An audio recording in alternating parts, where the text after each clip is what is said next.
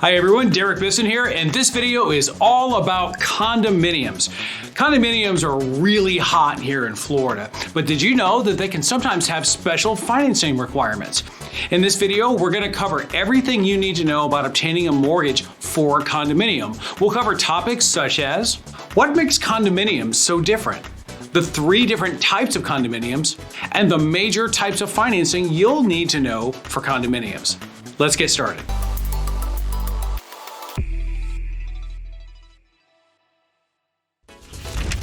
Okay, so what makes a condominium so different than every other type of home?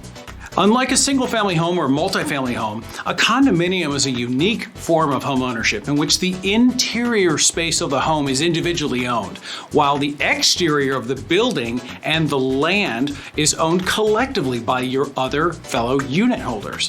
Financing a condominium works pretty much the same way as you might expect any other home loan to work, but there are 2 extra steps. Let's cover them. First, let's handle condominium membership.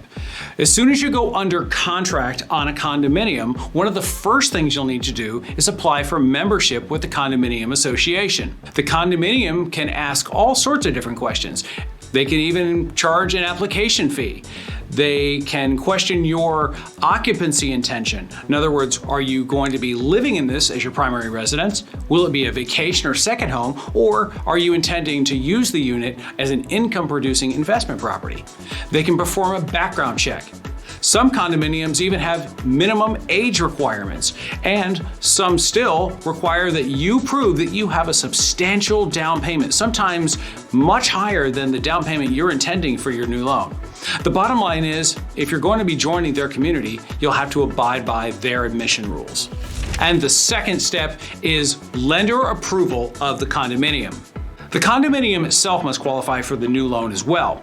Once you're under contract, the lender will reach out to the condominium and have them produce a list of items needed for loan qualification. These can include a condo questionnaire, which is a multi-page form with questions about the status of the financial fitness of the community, and financial disclosures, including such items as the budget, budgetary reserves, upcoming expenses, possibly engineering reports, and possibly any potential impending litigation. Once the lender has reviewed all this information, a decision is rendered as to whether or not the condominium passes or fails the qualification for the type of loan you're applying for.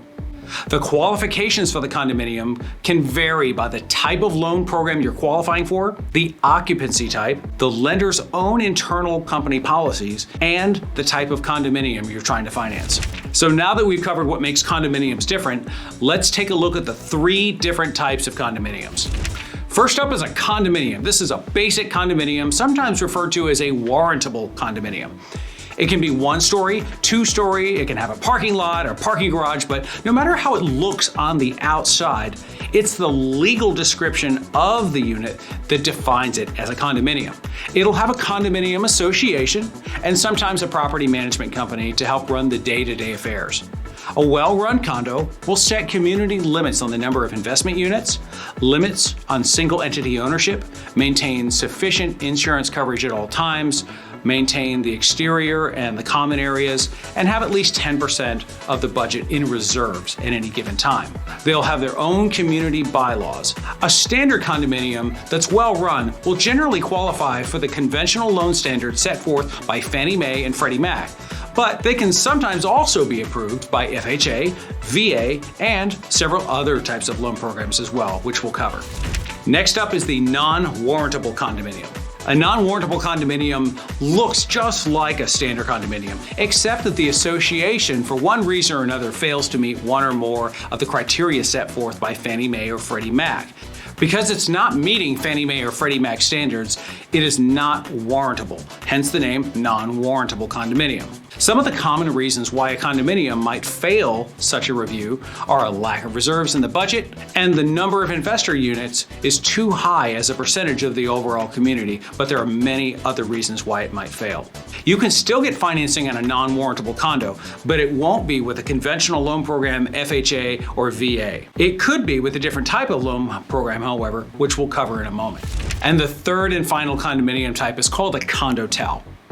A condotel is a type of non-warrantable condominium designed primarily for investment purposes. You see, the name comes from a combination of condo and hotel. From the outside, they may look exactly like a standard garden variety condo, but in reality, they're a type of non-warrantable condo that's operating as an income-generating resort in most cases. Although not nearly as common, you can get financing on a condotel. But be warned, the down payment requirements and the interest rates you see for condotel financing is generally significantly higher than that of a standard condominium, so that you're going to want to make sure that you're looking out for that during your home search. Luckily, there are a few easy red flags that'll let you know if the condo is actually a condotel. They have a concierge desk that manages check-ins and rents and scheduling. They offer short-term rentals such as Airbnb, Vrbo, Booking, etc. And some offer local transportation buses. Others boast of having luxury amenities on site, and many of them even have the word resort built right into their name. And finally, let's cover the 5 different types of financing you need to know when you're buying a condominium. So to start, we're going to cover the 5 different types, which are conventional, FHA, VA, non-QM, which we'll cover in a moment, and then portfolio. We're going to start off with just regular condominiums. Conventional financing is the most prevalent source of financing for condominiums. It has to meet either Fannie Mae or Freddie Mac operating standards for the condominium. If you're going to be occupying the home as a primary residence, your minimum down payment can be as little as 5%. If it's a second home, your minimum down payment would be 10%. And if it's an investment property, then the minimum down payment would be 20%. Next up is FHA financing, financing guaranteed by the Federal Housing Administration. The condo must be approved by FHA. Now, the FHA does offer single unit approvals for well-qualified buyers on a case-by-case basis. Our office has done several of these filings with successful outcomes. And your minimum down payment, if they approve the condominium, is only 3.5% of the purchase price. Next up is VA financing for qualifying veterans. The condo must be approved by the VA. Single unit approvals are possible on a case-by-case basis. Your minimum down payment is usually 0 or as otherwise determined by the veteran's eligibility status.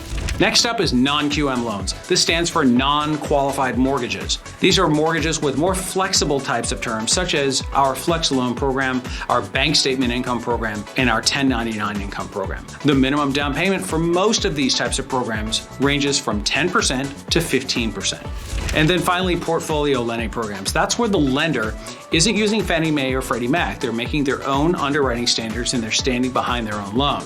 We offer one such program called our Private Client Portfolio. I'll include a link in the description below. If you're planning on occupying the home as your primary residence, the minimum down payment ranges from 20 to 25%. If it's a second home, then the minimum down payment would be 30%. And then if you were choosing to use this program for investment purposes, the minimum down payment would be 40%. Now that we covered standard condominiums, let's take a look at it again for non-warrantable condominiums. As you can see, the number of available loan options for non-warrantable condominiums dropped significantly. Basically, the only way to do this is with a non-QM mortgage or a portfolio loan. And now finally, let's look at the condotel. As you can see here, there's really about only one choice, and that's where the lender is going to be standing behind it. For our private client portfolio program, you can still purchase a condotel with a minimum down payment of 30 to 40% if it's a second home, or if it's an investment home, you need to put down at least 40% or more. And that's it. We hope you found this information helpful. If you did, be sure to smash that like button and consider subscribing to the channel. We would love to have you. And if you're looking for condominium, non-warrantable, or condotel financing anywhere in the state of Florida, we would love the opportunity to assist you. Give us a call today or drop by unconventionallending.com. Thanks again for watching. I'm A Bissen, and this is Unconventional Lending.